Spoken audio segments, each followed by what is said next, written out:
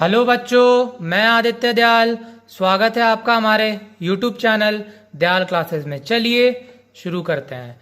बच्चों, video start करने से पहले सबसे इंपॉर्टेंट चीज, अगर आपने हमारे चैनल को सब्सक्राइब नहीं किया है प्लीज हमारे चैनल को सब्सक्राइब करो और अपने दोस्तों के साथ शेयर करो। ठीक है बच्चों।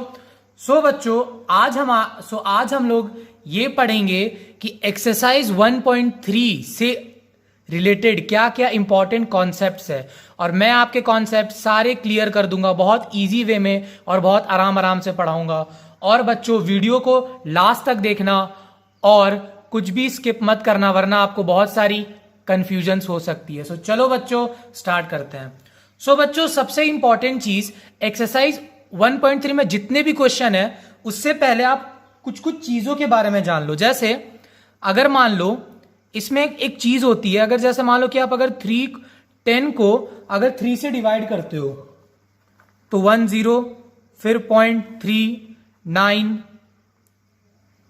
10, फिर 3, 9, 10, 3, 9, 10। यहां पे आप एक चीज नोटिस करना बच्चों, यहां पे हम लोग पढ़ रहे हैं बेसिक्स रिलेटेड टू एक्सरसाइज 1.3। तो यहां पे आप लोग एक चीज नोटिस करना बच्चों कि पॉइंट के बाद 333 मेरा हो रहा है रिपीट। और एक चीज बच्चों यहां पे नोटिस करना, रिमाइंडर मेरा आ रहा है हर बार 1 1 आ रहा है, हर बार मेरा रिमाइंडर 1 1 आ रहा है। ठीक है। क्वेश्चन मेरा क्या है, कुछ ऐसा है 3.3333। और बच्चों इसमें जो मेरा डिवाइजर है वो क्या है 3। ठीक है बच्चों। और उससे पहले बच्चों आप और एक चीज नोटिस करो कि यहां पे आपका जो क्वेश्चन है वो बार बार हो रहा है, रिपीट हो रहा है।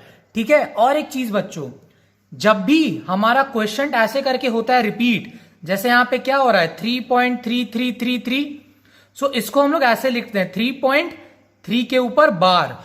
बार मतलब जहां पे भी बार है वो चीज मेरा हो रहा है रिपीट। ठीक है बच्चों, समझ में आ रहा है? बार मतलब होता है रिपीट, वो टर्म। ठीक है, वो नंबर। ठीक है। इस टाइप को बोलते हैं नॉन टर्मिनेटिंग। नॉन टी मतलब नॉन टर्मिनेटिंग, और क्या होता है बच्चों रिपीटिंग। ठीक है बच्चों, समझ जाना। ठीक है। फिर आता है बच्चों, मैं आपको और एक देता हूं एग्जांपल। फॉर एग्जांपल, अगर आपने 70 को 8 से अगर किया डिवाइड, ठीक है, 70 को अगर 8 से किया डिवाइड, क्या आएगा, जैसे मान लो 70 नहीं, जैसे मान लो अगर अपने 7 को किया 8 से डिवाइड, क्या करोगे 0.07 8 जा 8 8 जा 64। ठीक है बच्चों। फिर आएगा यहां पे 6 0 5 6 4 0 4 4। ठीक है। कुछ ऐसा आएगा बच्चों हमारा। ठीक है। ये रहा हमारा डिवीजन, कुछ ऐसा रहा। ठीक है। ये क्या होगा, जब मैंने 70 को 8 से डिवाइड किया तो देखो यहां पे मेरा रिमाइंडर आ रहा था 0, और यहां पे क्वेश्चन है 0.875। ठीक है बच्चों। तो यहां पे आप एक चीज गौर क्या करो कि यहां पे मेरा डिवाइजर जो है वो है मेरा 8, क्वेश्चन जो है वो है मेरा 0.875। ठीक है बच्चों। और मेरा रिमाइंडर जो है, ध्यान से देखना, और जो मेरा रिमाइंडर है बच्चों वो है 0। और एक चीज, क्या यहां पे मेरा कोई भी चीज रिपीट कर रहा है? रिपीट नहीं कर रहा है बच्चों। इस टाइप को हम लोग बोलते हैं टर्मिनेटिंग। क्या बोलते हैं बच्चों? टर्मिनेटिंग मतलब रुक जाना। देखो पॉइंट के बाद ये रुक गया, 5 के आगे ये नहीं बढ़ रहा है। क्यों? क्योंकि मेरा जो रिमाइंडर है वो 0 आ चुका है। ठीक है बच्चों। फिर आता है बच्चों आपका और एक एग्जाम्पल। जैसे मान लो तीसरा नंबर क्या है 1/7। 1 को मेरे को डिवाइड करना है 7 से। अब मैं क्या करूंगा, यहां पे है मेरा 7 और यहां पे है मेरा 1, क्या ये जाएगा? नहीं जाएगा। क्या 0.0। ठीक है। 7 3 0.1। ठीक है। ठीक है, यहां पे आया, फिर 4 2 8। ठीक है बच्चों, फिर 2 0, ठीक है, 14, ठीक है, 6 0, ठीक है, फिर 8, ठीक है, फिर 4, ठीक है, फिर 0, ठीक है, फिर आया 5, ठीक है बच्चों, फिर यहां पे 5, फिर आया 7, फिर आया 49, फिर आया 1, फिर आया 0, फिर आया 1। सो बच्चों यहां पे आप एक चीज गौर करो, मैं आपको क्या दिखाना चाह रहा हूं बच्चों, उस चीज को एकदम अच्छे से गौर करना। जब मैंने 7 को किया 1 से डिवाइड, सो देखो मेरा क्या आ रहा है, 0.142857, कुछ ऐसा आ रहा है बच्चों, ठीक है, आप इसे ध्यान से देखना, 0.142857 कुछ ऐसा आ रहा है, ठीक है। अब आप बच्चों यहां पे एक चीज गौर क्या करना कि देखो यहां पे मेरा रिमाइंडर पहले 3 आ रहा था, फिर 2 आ रहा था, फिर 6 आ रहा था, फिर 4 आ रहा था, फिर 5 आ रहा था, और फिर मेरा रिमाइंडर आ रहा था 1। अब आप एक चीज यहां पे गौर क्या करो बच्चों कि यहां पे आपकी जो रिमाइंडर है वो भी रिपीट हो रही है, और जो क्वेश्चन में जो नंबर है वो भी रिपीट हो रहा है। जैसे यहां पे मेरा क्वेश्चन क्या आया बच्चों, ध्यान से देखना, 0.142857, ठीक है बच्चों, और मेरा रिमाइंडर क्या आया, ध्यान से देखना बच्चों, रिमाइंडर क्या आया मेरा, 3 2 6 4 5 1, ठीक है बच्चों। तो ये है मेरा रिमाइंडर, ये आया मेरा क्वेश्चन, कोई भी दिक्कत नहीं। सो आप यहां पे एक चीज गौर क्या करो कि रिमाइंडर मेरा अब इसके बाद रिपीट होगा, देखो यहां पे 3 2 6 4 5 1। अब बच्चों अगर मैं फिर से 7 1 जा 7 करता, यहां लिखता 7, तो रिमाइंडर आता मेरा फिर 3। सो आप देख सकते हैं मेरा रिमाइंडर आ रहा है, फिर से हो रहा है रिपीट, ठीक है। सो यहां पे मेरा रिमाइंडर रिपीट हो रहा है, और क्वेश्चन में जो नंबर है वो भी रिपीट हो रहा है। सो बच्चों क्या मैं इसे ऐसे लिख सकता हूं, इसे ध्यान से देखना, नेक्स्ट पेज में मेरा क्या आया था reminder, question, Q stand for question, क्या था 0.142857। देखो मेरा ये नंबर रिपीट कर रहा था, और मेरा रिमाइंडर भी जो आ रहा था वो क्या था, 3 2 6 4 5 1, और ये भी मेरा कर रहा था बार बार रिपीट। सो इस टाइप को हम लोग बोलते हैं, जो मेरा प्रीवियस वाला टाइप था उसको बोलते हैं नॉन टर्मिनेटिंग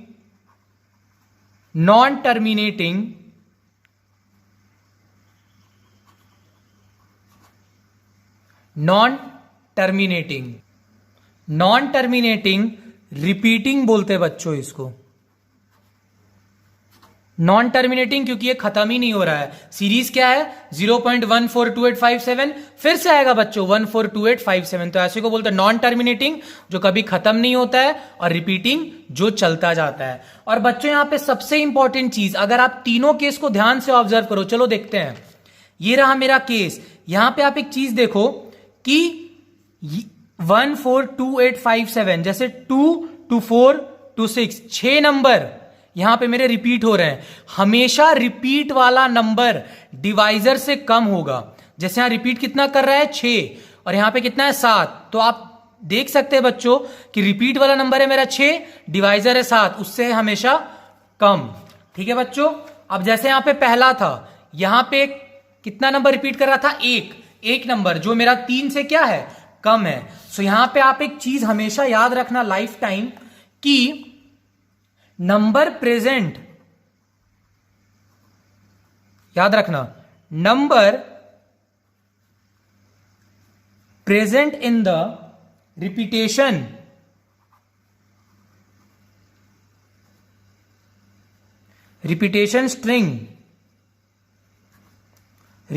string is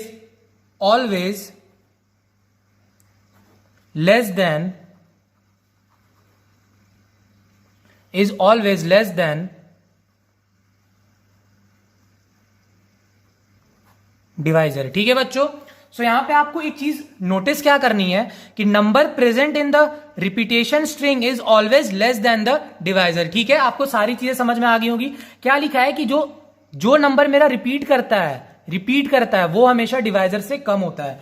ठीक है, अब बच्चों कुछ और आगे सीखते हैं कि इससे रिलेटेड और क्या क्या सीखना है मेरे को। अब जैसे बच्चों यहां पे आपको ये चीज बोला जाएगा कि आपको 0.3 बार को दिखाना है P बाई क्यू फॉर्म में। ठीक है, आपको 0.3 बार को दिखाना है P बाई क्यू फॉर्म में। बार मतलब वो नंबर रिपीट कर रहा है, 3 रिपीट कर रहा है। सो इसको हम लोग कैसे करते हैं बच्चों, उसको सॉल्व करने से पहले मैं आपको कुछ एक कॉन्सेप्ट दे रहा हूं, उसे ध्यान से रखना। जितने बार रिपीट होगा उतना बार 0 बैठाना है। फिर से, जितने बार रिपीट होगा उतने बार 0 बैठाना है। ठीक है बच्चों, फॉर एग्जाम्पल अगर आपके पास नंबर है, फॉर एग्जाम्पल 3.94949494, कितना नंबर रिपीट कर रहा है मेरा? 2 नंबर रिपीट कर रहा है, ये 2 ये 2 ये 2। सो यहां पे हम लोग कितना नंबर बैठाएंगे? 2, 100।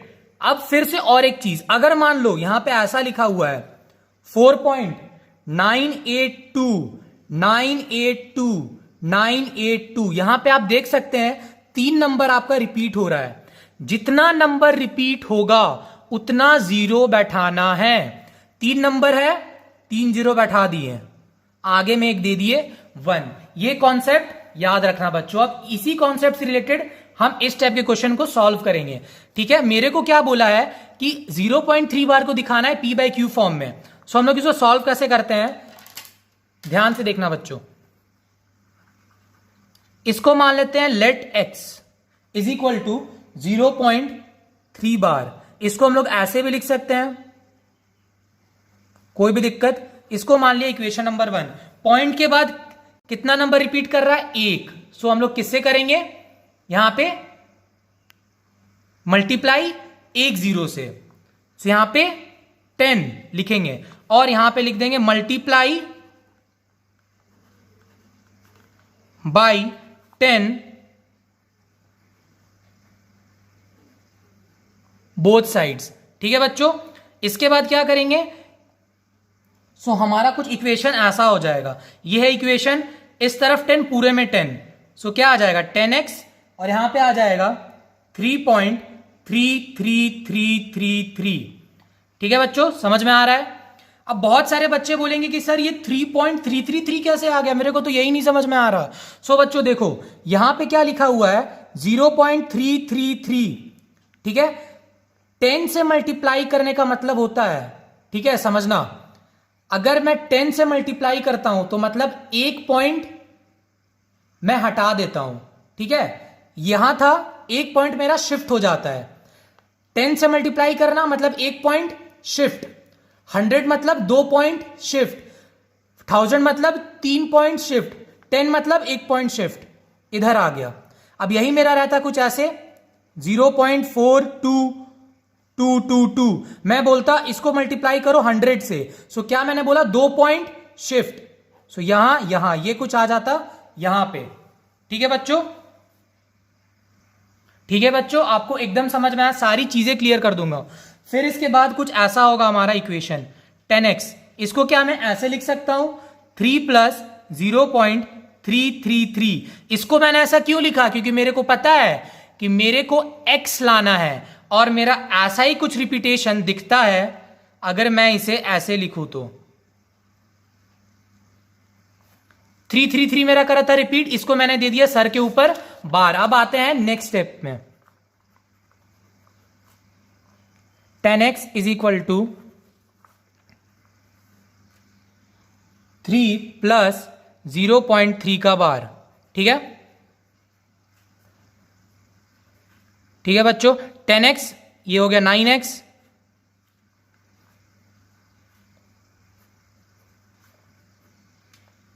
सो आ गया मेरा 1/3।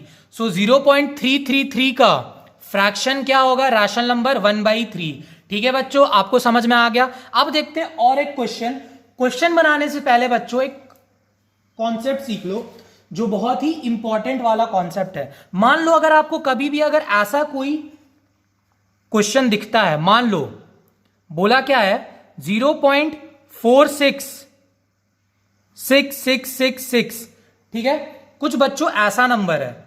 ठीक है, सो एक चीज हमेशा याद रखना, पॉइंट के बाद हमेशा रिपीट वाला नंबर होना चाहिए। क्या बोला मैंने? पॉइंट के बाद हमेशा रिपीट वाला नंबर होना चाहिए। क्या मेरा पॉइंट के बाद यहां पे है रिपीट वाला नंबर? नहीं है भाई।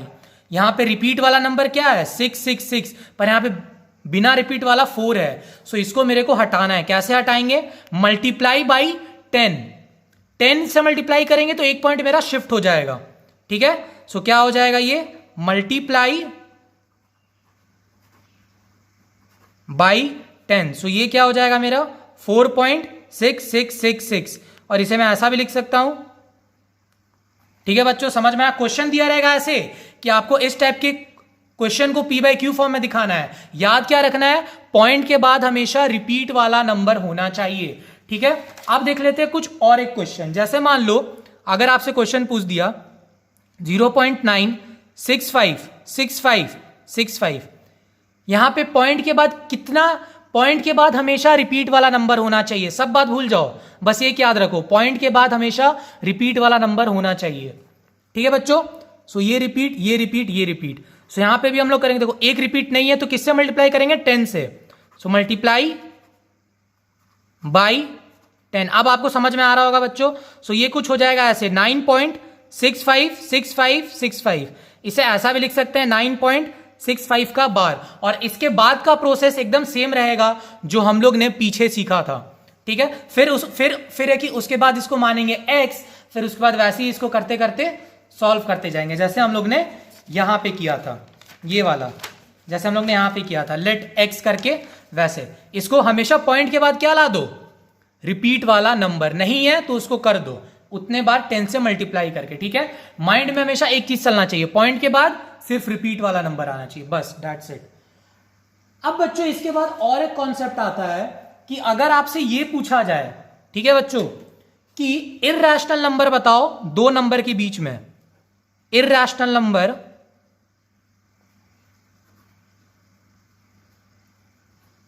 Between 1/7 and 2/7। सो एक फॉर्मूला है, वो होता है √r into S. R S into S मतलब दो नंबर। सो ये दोनों को आपस में मल्टीप्लाई कर दो।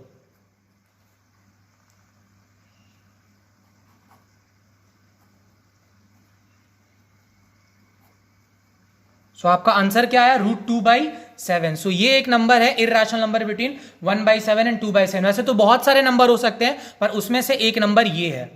ठीक है बच्चों, समझ में आया?